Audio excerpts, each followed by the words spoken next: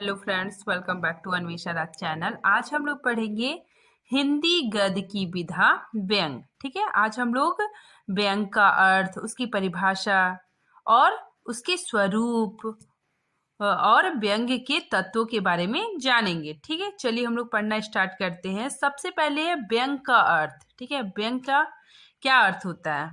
तो व्यंग की उत्पत्ति अज धातु से हुई है। ठीक है, जो वी उपसर्ग, जिसमें वी उपसर्ग लगा हुआ है और नयत प्रत्यय लगने से बना है। ठीक है, और जिसका शाब्दिक अर्थ होता है ताना मारना। ठीक है, व्यंग का शाब्दिक अर्थ क्या होता है?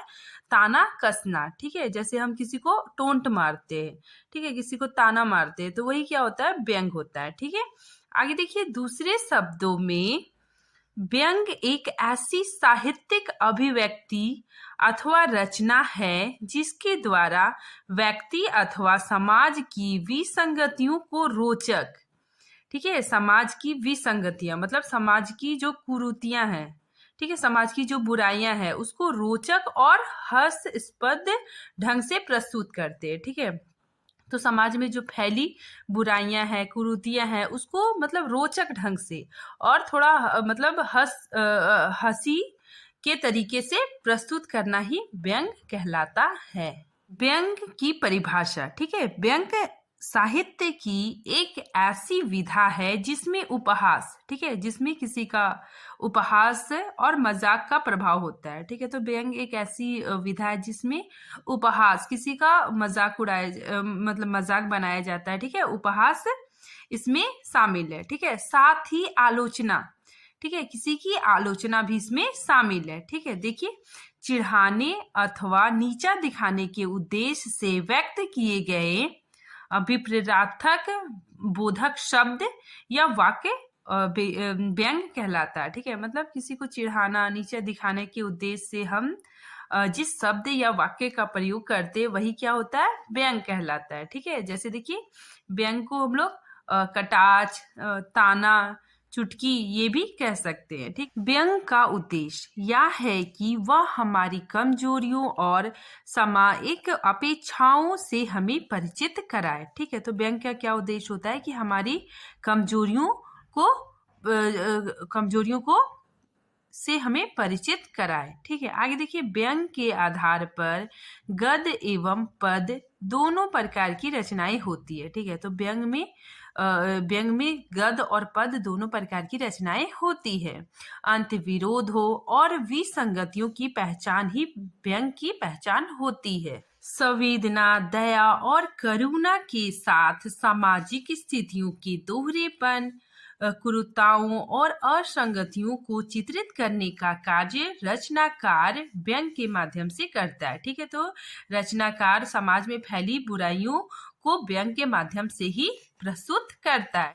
हजारी प्रसाद द्विवेदी के अनुसार व्यंग वह है जहाँ अधरोष्ठों में हंस रहा हो और सुनने वाला तिलमिला जाता हो। ठीक है, फिर भी कहने वाले को जवाब देना अपने को और भी उपहासास्पद बनाना हो जाता है। ठीक है, आगे देखिए, हरिशंकर परसाई के अनुसार व्यंग जीवन से साक्षात्कार कराता है। ठीक है, तो व्यंग क्या करता है? जीवन से साक्षात्कार कराता है। ठीक है, जीवन की आलोचना करता है, विसंगतियों, मिथ्याचारों और पाखंडों का पर्दाफाश करता है। ठीक, व्यंग के उद्भव और विकास। ठीक है, अब हम लोग पढ़ेंगे व्यंग के उद्भव और विकास।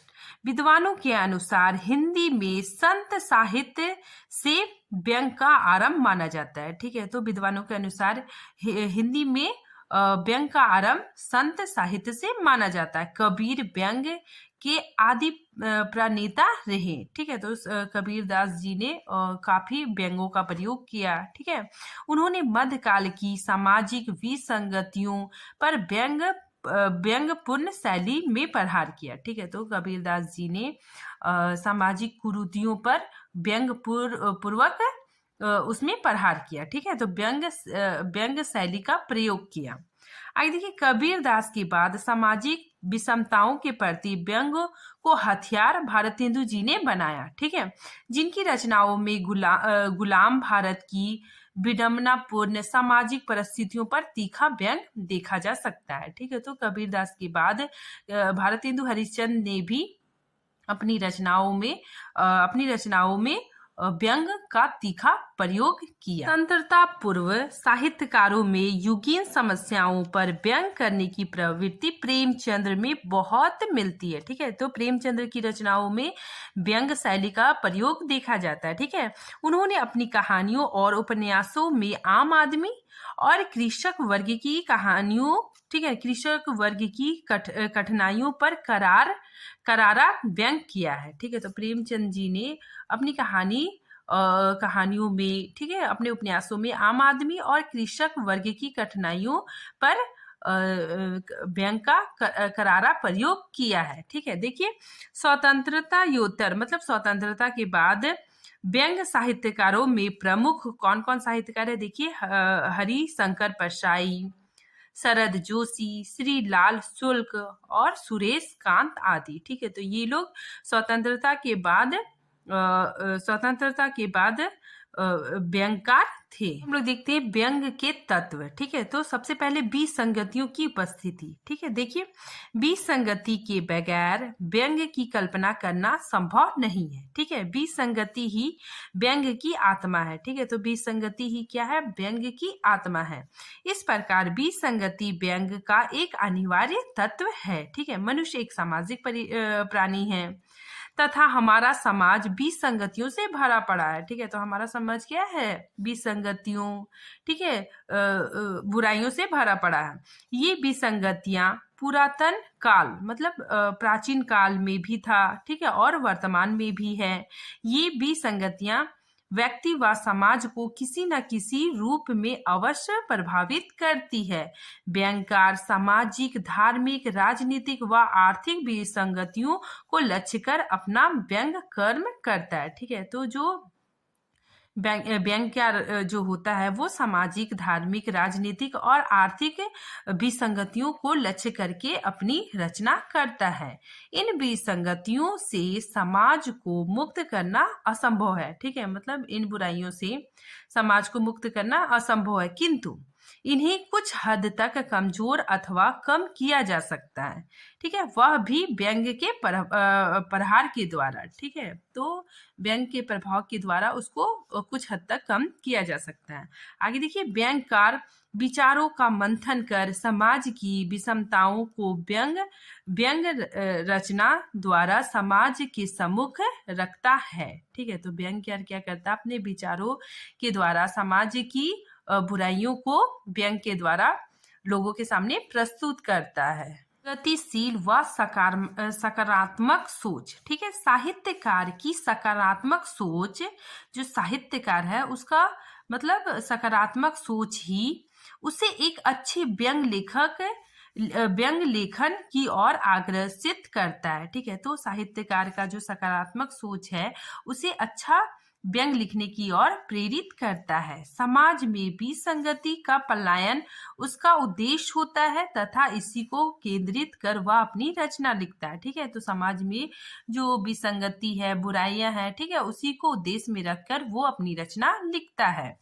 वह उन सभी बुराइयों का विरोध करता है जो समाज की प्रगति में बाधक है। ठीक है, तो रचनाकार क्या करता है? समाज में फैली बुराइयों का विरोध करता है। ठीक है, आगे देखिए, जो व्यंगकार अपनी व्यंग रचना द्वारा सांप्रदायिकता, अंधविश्वास, कुरीति, गरीबी, बेरोजगारी व रूढ़िवादिता का विरोध करे वही व्यंग सफल व्यंग माना जाता है। ठीक है, तो जो व्यंगकार देश की जो समस्याएं हैं, गरीबी, बेरोजगारी, ये सबको ध्यान में रखकर रचना करता है, वही सफल व्यंगकार माना जाता है। ठीक है, अन्यथा वह व्यंग मात्र हर्ष विनोद बनकर रह जाएगी। ठीक है, तो बोला जा रहा है कि अगर मतलब दूसरे तरह से लिखने से वह मात्र हंसी, ठीक है, हंसी हास्य विनोद बनकर रह जाएगी। हम लोग देखते हैं नैतिक मूल्यों की रक्षा। ठीक है, देखिए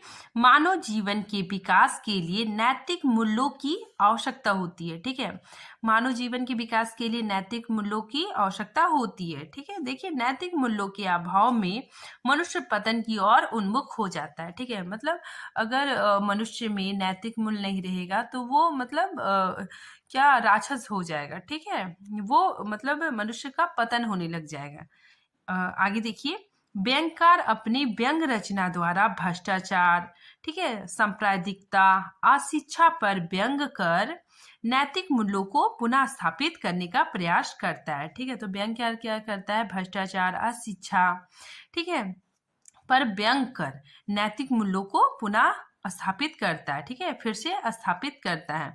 व्यंगकार शिक्षा, राजनीतिक या धार्मिक सभी क्षेत्र में आई अनावश्यक विसंगतियों को समाज के समझ लाने का प्रयास करता है। ठीक है, आगे देखिए, नैतिक मूल्यों की रक्षा के लिए व्यंगकार अनैतिक पक्षों को समाज व पाठक के समझ रखता है।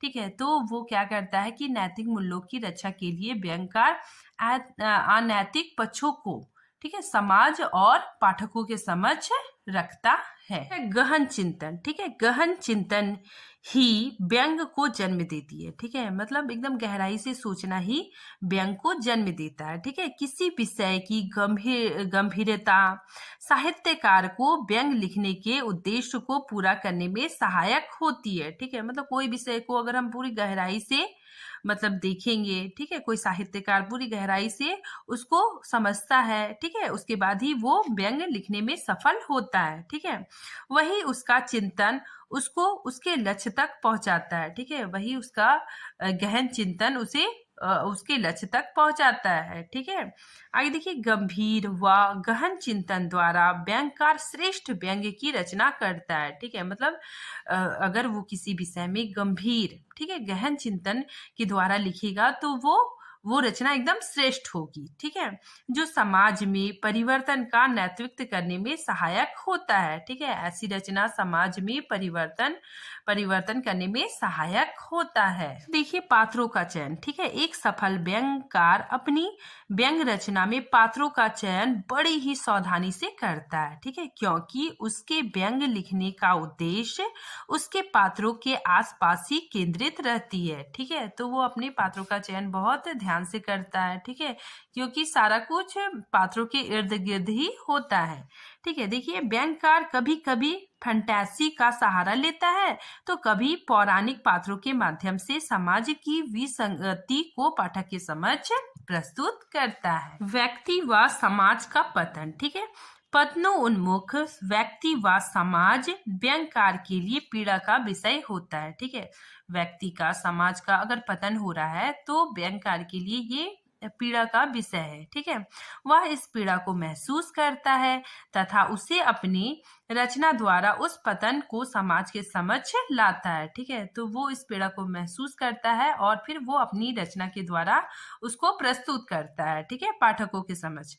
भाषा शैली, ठीक है, व्यंग की भाषा उसकी प्रहारक क्षमता को दुगुना करता है। ठीक है, तो व्यंग में भाषा भी बहुत ज्यादा रोल प्ले करता है। ठीक है, तो भाषा में प्रहारक क्षमता भी बहुत अच्छा योगदान देता है। ठीक है, देखिए व्यंग विसंगतियों के प्रति सहानुभूति नहीं दिखाता। ठीक है, अपितु व कठोर व तीक्ष्ण भाषा का प्रयोग करता है। ठीक है, तो व्यंग में क्या होता है कि तीक्ष्ण और कठोर भाषा का प्रयोग किया जाता है। व्यंगकार अपनी भाषा शैली के द्वारा पाठकों के हृदय में अमिट छाप छोड़ता है। ठीक है, तो व्यंगकार अपनी भाषा की तीक्ष्णता के कारण पाठकों के हृदय में एक अलग छाप छोड़ता है। आगे देखिए, आलोचना।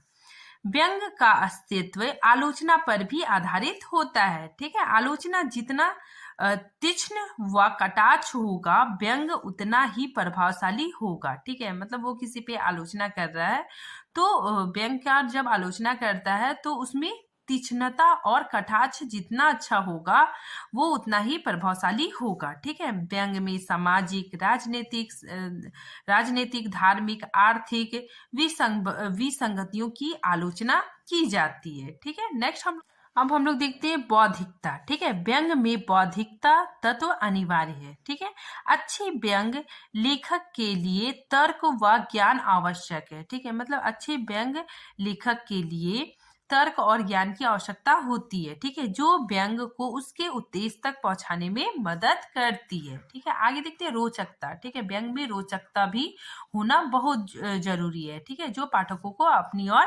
आकर्षित करती है। ठीक है, देखिए व्यंग मारक और चुटीला होने के बाद भी रोचक होना जरूरी है। ठीक है, होना चाहिए। रोचक शैली पाठकों को अपनी ओर खींचता है।